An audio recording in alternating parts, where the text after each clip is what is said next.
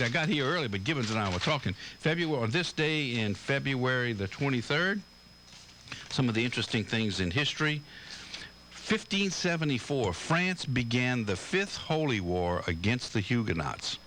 1574, 1792, the Humane Society of Massachusetts was incorporated. 1821, the Philadelphia College of Apothecaries established the first pharmacy college.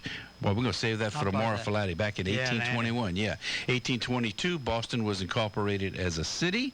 1836, in San Antonio, Texas, the Siege of the Alamo began. 1861, Texas became the 7th state to secede from the Union. Maybe we need to do that again. Yeah, right. You know, Wisconsin and Louisiana and, maybe, I tell you what, with all the trouble they got going on, 1870, the state of Mississippi was readmitted to the Union. So that means they seceded also, huh? That's a shame. How about that? 1883, Alabama became the first U.S. state to enact an antitrust law. 1886, Charles M. Hall completed his invention of aluminum. 1896, the Tootsie Roll was introduced by Leo Hirschfield. Boy, I love Tootsie. I don't eat them anymore, but man, I used to love Tootsie Roll. 1915, Nevada began enforcing convenient divorce law. They're ahead of the curve on everything. The convenient divorce law. 1940, Walt Disney's animated movie Pinocchio was released. That was a long time ago, huh? Music history. On this day, 1648, composer John Blow was born. Oh, yeah? B-L-O-W, yeah. 1685, composer George Frederick Handel was born. Oh, 1730. Handel's Messiah. You got it. Composer Christian Joseph Ledardi was born. Man, oh man. They got a bunch of composers born on. 1937, Bing Crosby sang with Laney McIntyre in his band Sweet Lil Annie was recorded. 1963, The Chiffons, He's So Fine was released. 1972, Elvis Presley and Priscilla Presley separated. How about that, if that's worthwhile? Birthdays on this day, George Frederick Handel, composer, in 1685. Emma Willard, 1787. She was an educator and renowned writer of textbooks. 1817, George Watts. William Shearer, 1904. He was a journalist, Shearer? 1904, journalist and author, The Rise and Fall of the Third Reich. And Gandhi, a memoir. He wrote that, and he was born on this day in 1904. Elston Howard, 1929, played for the Yankees, was born. Diana Varsi, an actress, the Peyton Place actress in 1938. Sylvia Chase, a newscaster for ABC News 2020, was born in 1938. The quote of the day, never try to reason the prejudice out of a man. It was not reasoned into him and cannot be reasoned out. Just got to learn how to live with. The word of the day is inkhorn. I-N-K-H-O-R-N. You're a writer. It's an adjective, and it means two things. It means effectively or ostentatiously learned. Pedantic, as a noun. As an adjective, that's as an adjective. As a noun, it's a small bottle of horn or other material formerly used for holding ink. It's an interesting word. The origin of the word derives from the name for the container formerly used beginning in the 14th century for holding ink, originally made from a real animal horn. Hence, it came to refer to the words that were being used by learned writers and scholars, but which were unknown or rare in ordinary speech. How about that? Interesting word. Oh, you know they had inkhorn. But we know some stuff, Yep. They had a Saint ink, but they couldn't use that because it stink. Because it's too close to stink? Saint ink? Read that first sentence for me. Holy smokes. A paraprodokian? Paraprodokian, yeah. Paraprodokian read what it is and then read the first one. Is a figure of speech in which the latter part of a sentence or phrase is surprising or unexpected in a way that causes the reader or listener to reframe or reinterpret the first part. It is frequently used for humorous or dramatic effect, sometimes producing an anticlimax. For this reason, it is extremely popular among comedians and Gene Richard. I asked God for a bike, but I know God doesn't work that way, so I stole a bike and asked for forgiveness. Read the second one. Read the second one. Going to church doesn't make you a Christian any more than standing in a garage makes you a car. Where did you get this? You love that? Oh, man. Every time you take a break, we want to read the next one. It's great. That is crazy. How you doing, Gene Richard? Hey, be any better, I'd have to have a twin, my boy. I can't. It was so foggy that I ended up in St. Joseph Street. I don't know where I was, you know, when you pass my age. But I made it here in time, and what I found, Gene Richard's truck out there already, and the coffee ready. Yeah, I got here a little early this morning. That's fabulous. I thought I was running late, but I ended up being a few minutes early, matter of fact. That's good. That's good. What's up, man? How you been? Thanks for switching, listeners. Today's Woody Falgo's Day, but Cherry Books. Woody had a conflict, so Gibbons was nice enough to swap, and we're going to have Woody on Friday. We got Laddie, the great old traiteur, tomorrow. And we're going to have... The weeks fly by. Doesn't the weeks fly by? Yeah, the temperature's warming up quick, man. Quit talking about that. Man. February is almost over. Can you believe that? God, it's just amazing how time flies. Huh? What is it with March? In like a lamb, out like a lion, or in like a lion, out like a lamb? One of them. In like a lamb and out like a lion. I don't know. Win. Whatever. Okay. But I've never seen weather like we've seen the last 2 months. Yeah, but it's all about global warming, yeah? I guess so. Oh, yeah, global warming's causing all that. You want to get Al Gore on your program. You believe that? I got some oceanfront property in Dallas, Texas I want to sell you. Crazy. Anyway, lots going on in the world. Lots going on in the world. And unfortunately, this rioting by people and groups of people, I don't know, like in Egypt for 14 or 15 days, you know, 1 million people go down to it's finally the guy leaves, but what's the name of the guy in... Gaddafi? Muammar Gaddafi? He says he wants to stay there till they kill him. Well, I'll tell you what, just let him hang on, because it ain't going to be too long. And what about those poor people that were sailing over there? They shouldn't have gone over there. She didn't want to go. It was too warm, she said. You know, I got Paul Leslie coming on Monday, and we're going to talk about it. But throughout all of this, and listen, there's lots of unrest in the world right now, particularly in the Middle East. Yeah. But when you put it in perspective, it's all about freedom. That's all right. You know, and how and we sit here and in my 64 years have taken it for granted every day of my life because we live with it and we have it and we are used to it. We don't know any other way. No, that's right. These people have been persecuted for in most of the Middle for so long. You know, and it just goes to show you how passionate, you know, and how great a thing freedom really is. I know, absolutely. You know, or must be. It makes us appreciate it more. Absolutely, it's got to. When you know, and I was thinking about it on the drive home yesterday, and I was listening to the radio and listening to all of the turmoil that's going on, and I'm like, my God, you know, people, civilians, not military people, but civilians, willing to give their life so that their kids and their families can have a chance, only a chance. It's not a definite. No. Only a chance at freedom and a democracy and a better way of life. Unbelievable. We tried to teach the world in the last 50 years, 80 years, we've been trying to teach the world what freedom means, you know. Unbelievable. Sending our troops to all these countries. We have troops in 141 countries. And it's costing us billions of dollars a month, you know. I'm concerned, and boy, I know I'm gonna get some flack here. You know, I'm concerned. And having said that, let me tell you, I'm concerned that we have not thrown enough money at defense the last 20 years. I don't care what you know, from Clinton to Bush to the Bushes to Obama. Cut the military. I just don't feel we've put enough money in defense, and let me tell you why. There are countries now that are taking aim at us. Okay, you look at Iran with the possibility of nuclear capabilities right down the road, being able to fire it on a ship, you know, and get close, get in the Atlantic, and get close enough to us to cause havoc. Or China coming on board.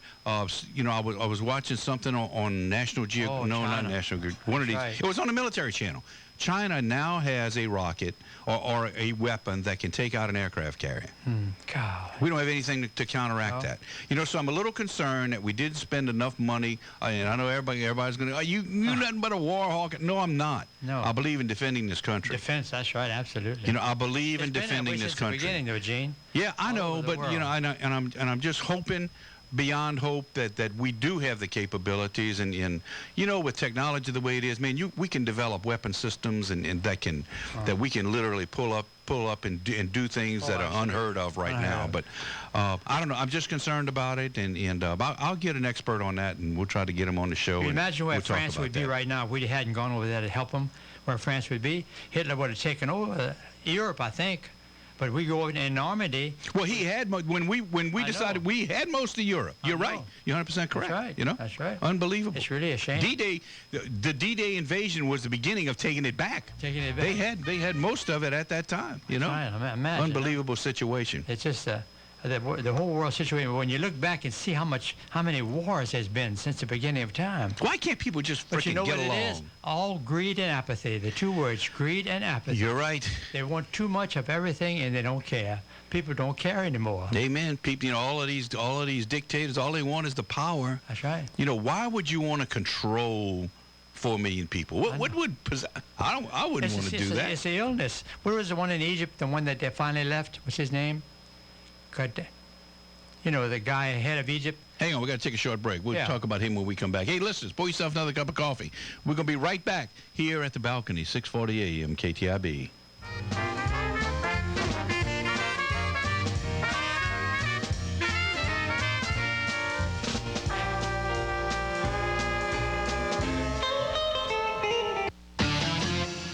Bobby Barbera. Let's go. Let's make a three-peat. Yes, 2 years in a row, Barbera Chevrolet has record sales. 2010 was a great year, and I want 2011 to break records for a three-peat.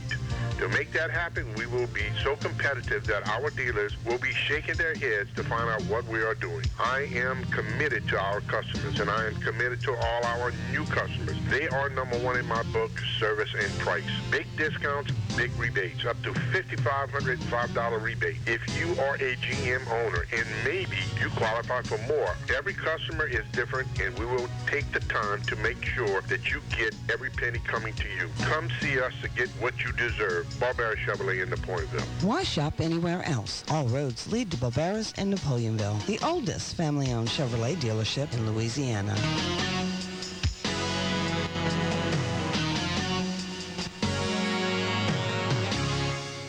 When working or playing around the house, the number one rule when it comes to power lines is stay away.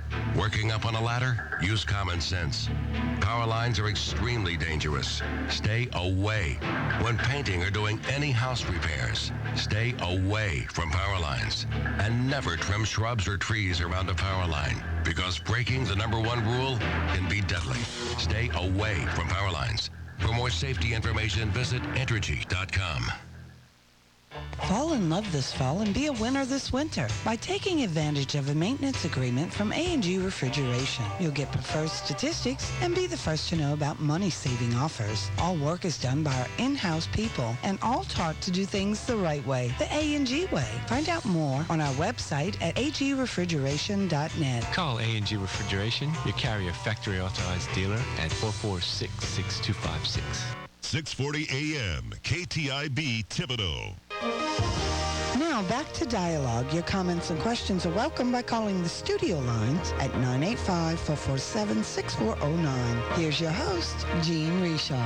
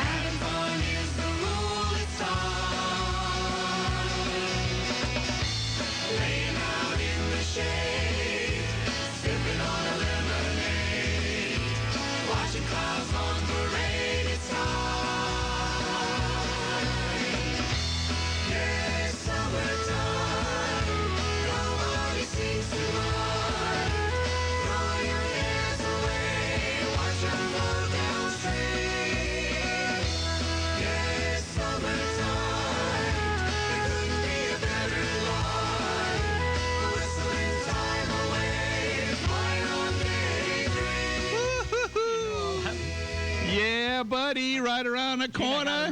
Get the pool ready, man. I'm telling you, get the short pants and the T-shirts and the Crocs out. Can't wait. Come to work one day naked. Well, yeah. No, you don't want to see me naked. But read that third one. The third one said 1, 2, 3. The last thing I want to do is hurt you, but it's still on the list. read the next one. If I agreed with you, hey, this is for Paul Leslie. Okay, if Paul. I agreed with you, Paul, we'd both be wrong. I love it.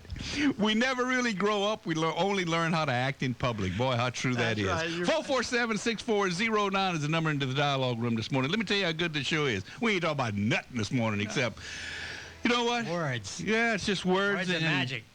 It's part of life. And, Gib, and you've heard me say this before, about the only thing life is memories. Right, that's right. You don't think about it. When you're gone, what does it matter? What's left? That's right. You ever seen a hearse back of a U-Haul? No. Huh? That's right. I mean, I got it wrong. You ever seen a U-Haul back of a hearse? You dummy, Richard. Right? That's right. You're right about that. The Egyptian leader was Hosni Mubarak, by the way. You were saying. Mubarak, yeah. Let me tell you about words. I love words, And our new police chief is Scott Silvery. Mm-hmm. So I picked up these two pieces of music. I went to his office yesterday, and he wasn't there. I mean, he was busy. So I told the secretary, I brought a look for the silvery lining. I took Silver. I added two little eyes to look for the silvery lining, and by the light of the silvery moon, I told him I was going to put it in my column. How do you think, Gibbons, your mind thinks different from regular people. What? How do you think about all that stuff? Well, I mean, you come up with all that. I think it's back to optimism. I just think words are just fabulous. I love words. I love to talk them, speak backwards. I got Ben Robichaux, my grandson. I asked him how you say grand owl backwards. He didn't argue, It ride fast like that. Anything you want to say, So our words are amazing, though, when you stop and think about it. But talking about words, they gave me for Christmas a 500-page National Geographic book called The Book of Knowledge, How to Make It Through the 21st Century. Wow. I brought it here, but it's so heavy. I can imagine. You ought to see that. Everything that ever happened in the world is in there, the history of everything from the beginning of time. But they never mentioned God. It was all a Big Bang thing, and I don't believe that. If it just happened, how did it just happen? No, this didn't just happen. No. There's got to be a mind. There's got to be a universal mind. Absolutely. Somebody had to start this. We think we know what God looks like because Jesus came, But when you think of the words that have come about in the last, 500 years, it's just amazing. How do you? I mean, you must have too much time on your hands. I mean, that's it. No, that takes deep thought to do what you do. Well, I love to read a thing. I love to read headlines and try to get something out of it. Just like I said, Gene means Gene energizes not everybody. Gene. Gene energizes not everybody. I love to take a word and do that to it. That is amazing. Mm. How like you do some writing, all right? You do the inside. How long does it take you to write all that? A long time? No, every couple of weeks I write a page, 300 words on my life. For 25 years I've done it. But let me tell you, yesterday a little hotnet boy came to interview me. He was a sixth grader, wanted to interview me. It was amazing. That's a sign you're getting old, Gil. I know. Huh? And he went back and asked me, what did I do as a child? I told him, I said, I played in a sandbox. I can remember, And he asked me what was different in life then, and it was really interesting because these children now, they're so overwhelmed, like the history at E.D. White. They got so much history now, they got to start with the Civil War. But before, they don't know anything about Thibodeau, whatever. This is his marvelous book, Thibodeau Chronicles. If nobody's ever seen that sesquicentennial history by Philip User, he's gone now, I believe, huh? Oh, absolutely. He died. Well, I think a couple of 3 years ago. What an amazing man. He went to Charles Menard's French. 50 years of writing in French, that's right, and translated it. Translated it to English. It's just amazing. I love to. I'm not a historian, but I do love to read history. But guys like yourself, like the district attorney, like Paul Leslie and Woody, and them guys. John Robichaux. Yeah, John. I mean, them guys know history, man. Absolutely. They know history. They can quote them dates. And but when you stop and think about it, every day that passes is another day added to history. And if you go back, to the Roman Empire, it was the same thing. It was confusion like there's going now. The weather was the same. We just didn't know about it. It's the cycle, That's right. The cycle of the weather. They had hurricanes and tornadoes thunderstorms, and I'm sure the Arctic melted every now and then throughout those thousands of years. And the ice thing came across America. Came and went. And brought all that oil and gas and gold and everything down, buried it all, and we're pulling it out now. But it's just amazing what history has done. I think they figure with 3 million years that we owe. Gee, you and I trying to live to be 100. You saw 100. You saw that couple in Slidell the other day. They were married 70 years. 1930, the year I was born. They were married the year I was born. They're in their 90s now. One's 95. They're both 97. 97, that's what it is. They both look great. They're both 97. And they look terrific. You realize how many? That's 25,000 days. How many meals together they ate, huh? Gee? I'm telling you. 75,000 meals together. Boy, that's amazing. Unbelievable. And they look great. I even wrote to Ellen DeGeneres and Regis Philbin to try to get some national concern about. I've never seen. I know people live to be 100 and stuff, but for two people, they look live like together. They were 80. Yeah. To live, I'd love to go interview them. I'm gonna do that. Hey, that's what a long, happy marriage does for you. God, yeah. we ain't gonna make it that long. I think a long marriage is amazing. When I see somebody say, "How many kids you have?" I said, 4. How many grandchildren? 19. You got any great grandchildren? You got 27 great grandchildren. That's amazing, I tell you. And you're gonna live forever, Gene Richard. Oh no. Voice, I'm just trying to make it to tomorrow. You're not gonna freeze to death, I can tell you that. No, sir. I'll never put myself in a position to do that. Not of my own. If something happens, I don't have any control over it. Maybe. But you're right. Yeah. I'll never freeze to death. The little boy yesterday asked me what was the first car I owned. Daddy gave me when I went in the Air Force. I was transferred to San Marcos, Texas, and he bought me a little two-door Dodge car with a shift. And no air conditioning. We didn't. Nobody had air. There was no air back in the 40s. I mean, those cars didn't have air. Oh no. I don't think air hit vehicles probably till. Oh Lord, maybe mid-50s, and back in those days they also had what they called hang-on airs. Yeah. You could put a little box under the dash and kind of gave you. I can remember riding. Dropped the temperature maybe 10 degrees or something, but you didn't need air back then, man. Well, even Tim, when he was 3 years old, maybe we had him on the front seat between us, traveling to California, and we had an ice shed. We were in an old Volkswagen bus. We had an ice shed full of ice, and the kids would eat ice, and. We passed these old fancy cars on the desert with their hood up, but we had a 36 horsepower engine in that Volkswagen. Air cooled, so you didn't have to worry about it overheating. And no seat belt. We had the little boy standing right here. Your seatbelt was your arm. That's right. You'd throw your arm out to stop the kids when you had to slam on the brakes. I'll never forget that. That was a long time ago, man. I know. Now it's so important to get them. Oh, absolutely. Get them strapped in, get them buckled in. Listeners, by the way, talking about that. Call State Trooper, Troop C, call Brian Zarang, get that doggone child safety restraint seat checked. What else did it interests me when and you ought to be proud, Gib, when a 6th grader or a class thinks enough of you to interview you. Yeah, right. What else did he ask you? What did we eat? What did we eat in those days, Bacon and eggs. Bacon, eggs, and oatmeal, and grits. Of course, still had grits, And rice and butter at night. And every morning, KTIB bring two quarts of milk with cream on the top like this. Remember that? My milk came from the cow in the back that I milked every morning. And of course, we had a colored servant that fried chicken 3 times a week. What's the fried chicken place of the churches? That 9 pieces for $5. 9 pieces of fried chicken. If my wife tried to fry 9 pieces of chicken, imagine what that would take. The oil and everything you have to get there. Way more than $5, I guarantee you that. What do you think is the greatest food that you ever ate?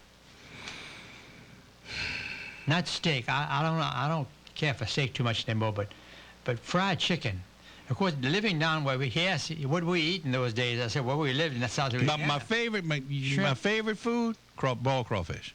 Boiled crawfish, that's right. My favorite food. Mm-hmm. And of course, grits, to me, and rice are just amazing, Grits and rice. We always had that. And I called the other day and asked her if she thought that they had salt shakers at the Last Supper. Man, let me tell you something. Half a teaspoon of salt ain't much, no. No, but, you're right. But do you realize how great salt is? Sometimes when you just put a little sprinkle and it changes the taste of it. It's chemistry. It's chemistry. It's all. That's what we were talking about yesterday. That's what I don't have. And I can cook, but I don't understand all of the chemistry, the interactions between certain ingredients that do certain things to foods. That's what I'd like to learn. I really, seriously. And I'm gonna do that one day. The Lord must have had something in mind when because there's more salt in the world than anything you can believe. Salt mines, Well, so you're right. And salt, many moons ago, it still is today, is used for preservatives. That's right. It helped preserve foods. Very important. Hang on a second. Let me grab this call. Somebody want to talk about salt. Good morning. You're live, KTIB. Good morning, Gene. Good morning. What you say you can't cook? No, I didn't say I couldn't cook. I can cook, but I would like to learn more. I would like to learn how some of the different seasonings and ingredients and certain foods go together and change the flavors. That's the chemistry of cooking. Right. That I would like to learn. That's a whole new ball game, and I'm going to do it. I'm going to go to school one day and learn how to do that. There you go. Then I'm going to be a better cook. Another John Falls boy. That's what we need. I'm always looking to get better. Who is this we talking to? Tell him to identify Loy himself. Smith. Roy Smith. Loy. Oh, yeah, okay. Yeah, Gibbs. That's a great last name, Smith. You know that? Oh, yeah. Yeah. I watched those, and let me tell you where I got it from, Loy. Like that cooking show, The Iron Chef. Yeah. Or Jada, what's her name? That good-looking little girl that comes on weekends. They put all of this stuff together. I would never think of putting some of those foods together. But the way they blend them and make them, it's all about the chemistry, and that's what I'd like to learn how to do. Blending, huh? Now I can cook you up a gumbo and a stew and a pastelai and a spaghetti and a jambalaya and bacon and eggs and I eat crawfish and fry. I mean, I can do a lot of things, but I would like to learn that chemistry. Oh. Well, that's when I was offshore and Mexico started cutting back. Well, we started losing our cooks because contract people was going to be the first thing to go. Yeah. And I was surprised how many guys did not know how to cook out there. And they'd call me up, and ask me how to do this and all that. I said, what taste do you like? I said, try this with this and this when you're cooking. Yeah. It's all about. That's all you do. Yes, it's all about your style. Right. Your cooking style. And I said, if it doesn't come out good, feed the fish. That's it. Throw it away. You ain't lost nothing except the ingredients. Yeah. I mean, I ruined many a dish in my life, believe me. I know. I ain't threw too many away, though. I ate them anyway. But, yeah, you're right. And that's how you learn. You learn by trial and error. I learned by trial and error. And sometimes when like my persimmon cake, I found a recipe and I made one. And it wasn't quite what I wanted. So I started experimenting. And finally I got it where, it's good. You got it to the flavor you want. Right. You can bake? Yeah. I cannot bake. I cannot bake. I cannot. Why not? Because I can't follow a recipe. That is no lie. And to bake, am I right, Loy? If you're going to bake, you got to follow that recipe. That's right. There's a lot of things you got to follow to the T. Yep. And I cannot. That is not in my. I just can't do that. Yeah. Gene likes loving, not oven. You got it, baby. Words are the magic. I really enjoyed it. I just got back from walking, and I didn't want to call while I was walking. But believe it or not, there's 2 people that passed that did not have their lights on in this fog. Oh man, can't believe that. That's crazy. We preach it. All the other radio stations are preaching it. The TV's preaching it. Yeah. Man, this is dangerous. You can get in a wreck and fog. You can get in a wreck anytime, but you can get in a wreck in a split second in fog if you're not focused. Colors that's hard to see until you right up on them. You got it. And if you notice, I'm claustrophobic. I hate driving in fog. Me too. Because I get this feeling of being confined because you can't see anything. You can't see nothing, right? It's just like being in the elevator. Man, when I get in the elevator, I got to put my head down. I don't like elevators. I got to put my head down. It's just bad, Well, I'm not claustrophobic, but I'm still uncomfortable driving in fog because, I try to drive defensively. You got to. You got to, otherwise you can get in a wreck. I don't get close to the vehicle in front of me, and I don't want nobody on my tail. Me neither. And it just, Yeah, I just don't like it. I used to tailgate. Of course, when you're young, you do a lot of things. I used to tailgate. Yeah, drive 90 miles an hour. Yeah, and then a couple of times I came close to getting in a wreck, and as the years went by, I said, one thing, this is stupid. So I started backing off. Now, when I see somebody close to me in the rear, I get nervous. Me too. I get nervous. I can't stand that. In fact, if it's too bad, at night, I'll pull over and let them pass. Yeah, right. Me too. I'll just let them pass. I mean, it just bothers me. That you can. If you got a shoulder, I'll let them by. And they're probably talking on the phone. I don't care what they're doing. They ain't gonna ride my bumper.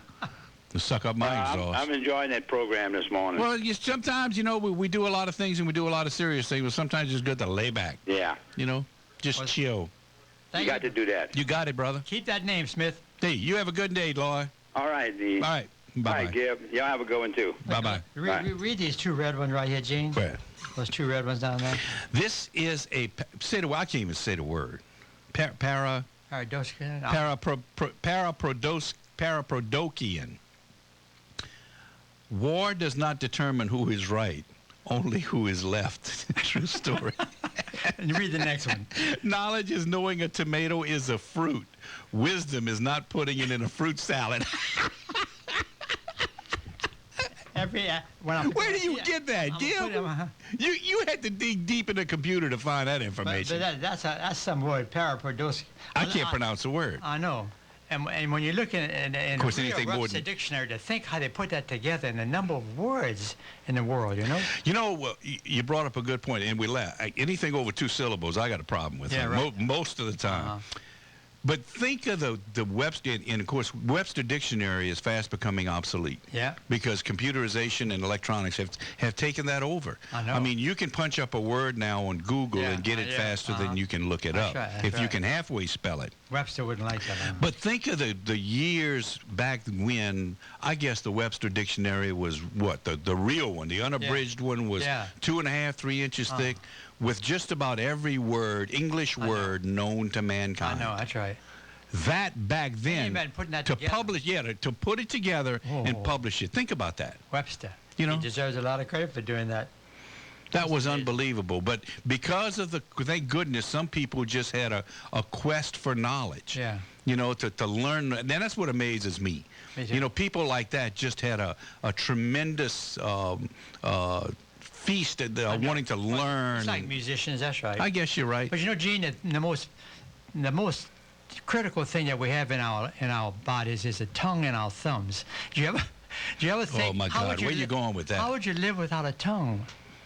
You could eat, but you couldn't talk, and you'd have a tough time eating. You couldn't taste. Yeah, you'd have a tough time eating. If you think about it. These two things, there's 2 thumbs. Yeah, you realize how valuable your thumb is? Let me see if I got this right. And if I got it wrong, some of you guys, the smart, called me back. The thumb makes us have a prehensile hand, which completely separates us from the category of apes. That's right. I learned that in school many moons ago. Beautiful. The biggest difference is thumb. I think that's right. I bet you I'm pretty close. Somebody will tell us we're monkeying around. Somebody going to say you don't know what the hell you're talking about. Hang on. Good morning. You're live, KTIB. Good morning, Gene. I'm, too, enjoying your program. Good. Thank you. Words are just so important. They're amazing. Society. It's amazing. It really is. I have a little thought for the food for thought today. Okay. And it's a play on words. Electronic technology is leading our society to personal social isolation. I have frequently experienced individuals so absorbed in their use of such electronic instruments that they are not aware of their immediate environment. The structure of our civilization was built on human face-to-face interaction. Will social alienation lead to an alien nation? Oh, man. Alienation. Lindy, what are you doing up so early? You told me you slept till 10 o'clock. Well, today was an exception. Hey, did you get your Springdale brochure yesterday? No, I didn't. Well, I wasn't in yesterday, so if it came in, I didn't read it. Check your mail. Back too late. We were doing a sort of a social thing yesterday. Jubilee, of course, is kicking off. Absolutely. Jubilee has a beautiful brochure published for all the actions that are going on at Nichols. And Marianne and I did a little geographical tour. We hit Thibodaux first with brochures, dropping them off at major spots that people visit. Oh, okay. And went to Gray, and from Gray went to Houma and dropped things off there, and then took the shortcut to Matthews and dropped things off there, went to Lockport, and then finally back home. So it was a long trip, but I think very worthwhile. And if you have occasion to look at the new Jubilee brochure, please do so, because there's a lot of marvelous things happening there. And you remember, Gibbons, you remember that harpist that we had several years ago? She's coming back, and boy, great. She is something else. So when you say harp to a person, they think of heaven and the angels and so, but this gal is not an angel, let me tell you. She plays that harp. So be sure you get yourself a brochure and attend some of those functions. They are really worthwhile. Boy, I will, and I'm sure Angela Hammerly's going to call me, and we're going to have her on. She's amazing. We usually get her on 2 or 3 times to talk about the weekly events that are at Jubilee. But, you know, let's see. You taught me junior high school. This must have been, oh, my God, mid-50s. In the last century, huh? Yeah. 50, and here he is. That ain't that long, Gibbons. And here he is still active, and most importantly, still active in music. You know, if it wouldn't have been for guys like Mr. Hoffman and some of those other guys and gals when I was coming up, that were teachers that really challenged us and sat on us, I'd have probably went the wrong direction. That's right. You wouldn't be where you are. You know, I'd have probably went the wrong direction. Be in the fog all your life. Well, Gene, I've had a lot of experience in teaching in various places, and one of the experiences that I had, commenting on what you just said, was over in a school in New Orleans that I taught, which was a school for incorrigibles. In those days, you didn't have to worry about people's civil rights so much. You could take, and if somebody acted up in school, you could pull them out of that school and put them in the school for incorrigibles. And I had the privilege of teaching in one of those schools for a year. And it was amazing. You can take, and if you use the right techniques, turn somebody's propensity for being disruptive into orderly fashions. And I have, in my recent years, had visits from these people who have come specifically to say, if it had not been for you, I would have taken and probably led a life of crime. Wow. And, you know, it's just so gratifying to have someone tell you things like that. And, you know, it can happen. And I wish that we could do more things like this to the youngsters today who just are on the wrong road. Amen. It's so unfortunate to see these people leading down the wrong path, and you know exactly what's going to happen to them. Marianne had a lot of experience teaching in various schools when we were teaching in New Orleans. She was an itinerant teacher, and they would call her in the morning and say, we want you to go to this school, we want you to go to that school. And she visited schools all over the city and was a substitute teacher. So many of the kids that she saw then, she could tell you if they were going to have a life of crime or a real productive citizen. And, you know, it came true. It really came true. You know, and let's go. You got a minute? Yeah, sure. Let's go there for a minute. Those, you know, and we talk about it all the time here, and my wife and I talk about it. I try to talk about it with my kids. Those formative years, you know, I guess from the age of 5, 6, 7 on up to maybe 13, 14, 15. Right. Boy, those are the years that count. 5 to 15. You know, because those are the years where you can really change a child. You can. They're open to change. Well, they have said the psychologists have done so many studies, and the brain actually is not fully developed physically until you are about 20 years old. Yeah, well, you sent me the thing on the wrecks that we did a show on that, right, where the reason why teenagers wreck is part of their brain is not developed yet. The part for reasoning is not developed. That's right. That's what it was. Yeah. And you try to sit and reason with these kids, and there's no way you can reason with them because there is no ability to reason on their part.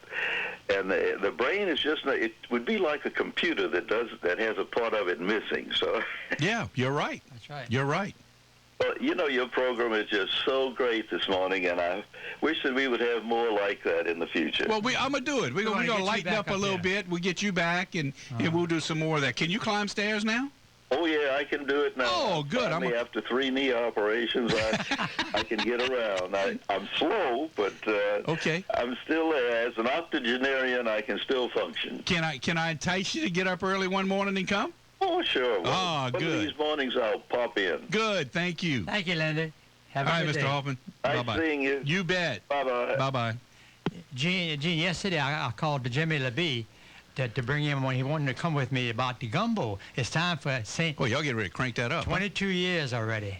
We're getting almost $200,000 to the food bank. Jimmy LeBee started in '95, and he runs the whole thing. It's amazing. We're going to get, before March 11th is the first gumbo. Before then, maybe Ash Wednesday morning, I could come up here with him. You got to be an old retired guy to do that, huh? Yeah, right. Huh? Right. What you got? What's the age group? 75 and over? What? Yeah, 75. Well, I'm just true. I'm gonna read this last one. You read them. You almost time for you.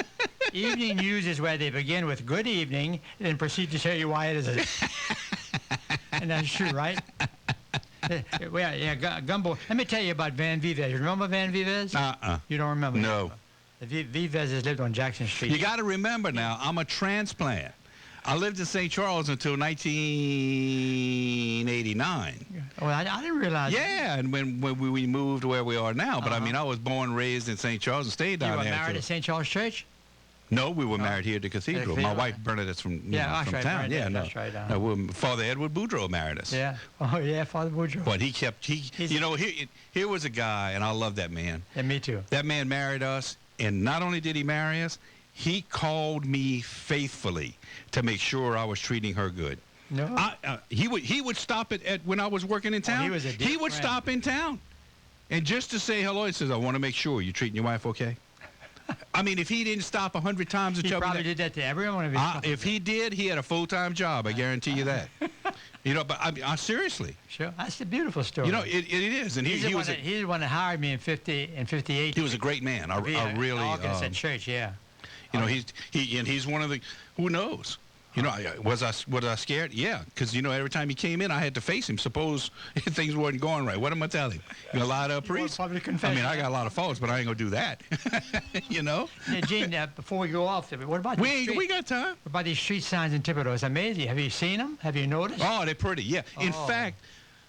Tommy, the mayor was on the other day, and he's right. This started with the past administration and is now trickling into, of course, the new administration, and they're putting them in. Yeah. They are absolutely. Now it looks like Nichols. Nichols in the city look the same. I know why you said we got to go. I don't know what happened in the second break. I know why, because I had the doggone thing turned off. Hey, listeners, we're going to go a little bit overtime this morning. Not too long. Pour yourself another cup of coffee. But if I can find the doggone thing, we're going to be, well, hang on a second. We're going to be right back here at the balcony, 640 AM, KTIB. Do you suffer with chronic neck or back pain? Now you can put that pain behind you. The Spine Center of Thibodeau Regional, the region's only comprehensive spine center, provides a unique approach that ensures you get the right care from the right providers at the right time. From diagnosis to proper treatment options, the Spine Center of Thibodeau Regional will put you on the path back to your normal routine. No referral needed. Thibodeau Regional, the hospital recognized for quality care and patient satisfaction. This is New Orleans Hornets basketball. Stolen by Paul. Oh, behind the back pass to West of the break. Paul gets it back, lays it in, and one. Amazing. Passion, purpose, pride. Hi, fans. This is Jerry V. Join Sean Kelly, myself, and Joe Block. We bring you the action against the Clippers Wednesday night at 7. For ticket info, go to Hornets.com. Are you ready?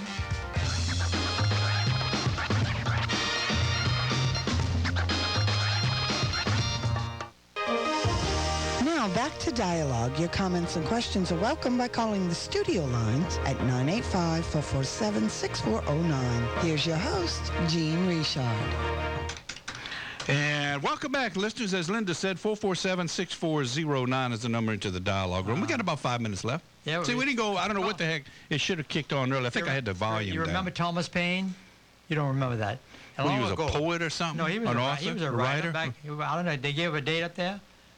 But Common Sense, that's what he wrote, Common Sense. It was a great book, if only people would use common sense now. You know what that is? People don't know what that is today. Too much uncommon sense. You got it. That's right. People don't stop and think. But guys like, you know, I see this thing on Earl Nightingale. Yeah. Those guys were thinkers. That's right. You know, they just made you think. They had visions. Right, you know, I mean, right. they could see things that I never saw. Exactly. You know, exactly. and they just had visions. But you know what? If this world operated on common sense, we wouldn't have the issues we're having in the Middle East right now. We wouldn't have any of the issues, because common sense would prevail. But most of the time, common sense does not prevail. No, that's right. And I think the world situation is it's changed because of the TV. First of all, TV changed the world, and the internet. That little boy asked me about that. You know, he said he couldn't believe that in the late 40s and early 50s we didn't have any television. He said, "What'd you do?" I said, "We came home. Listen to school, the radio. You played. Didn't go to school till 9 o'clock maybe, and came home at 4, and played a little while, and then did homework and ate supper, took a bath, and went to bed." Oh yeah, you played. You did your chores. You milked the cow, and you did your homework. That's right. That's all you had. That's all you had. Yep, no big deal. Hey, we're out of time. Give me one more of those things. The one, that whatever that word is that you had, that you were talking about. I don't know where you know where you put it, huh? I know where I put it. Anyway, listeners, hey, we had a great show this morning. You know, sometimes when you don't have anything planned and you don't know which direction you're going in, it ends up being it's one of the best shows, and I appreciate that. And Mr. Hoffman's right. We're gonna lighten up a little bit. Sometimes we get too serious on this show, but we're gonna lighten up and got to laugh, and laugh a little bit and see what's going on. We're gonna end with this: to steal ideas from one person is plagiarism. No, it's no you more. You got the back? No back. No, but I would love. Read the first one again. That's the one. I asked God for a bike, but I know God doesn't work that way, so I stole a bike and asked for forgiveness. That sounds like something I would have done, or still might do. Anyway, hey, listeners, thanks for listening this morning. God bless you today. God bless you every day. We got another light show coming up tomorrow. We got the old Trey Turd, Laddie the Planet's going to be in the house, so you know we're going to laugh tomorrow. You have a whole week. That's great. Absolutely. Woody Absolutely. We got Woody coming Friday, so we got a great lineup for you. We got Paul Leslie Monday, and then Tuesday, let's see, we got the sheriff, and then I'm going to try to get Mike Hebert and get him squeezed in here so we can talk about what to do with the spring. We got to get some of this old dead stuff out, but be careful cutting all your stuff out. I'm going to get Mike Hebert on. We're going to talk about it. God bless you today. Excuse me. God bless you every day. Do something nice for somebody. We'll see you tomorrow here at the balcony, 640 AM, KTIB.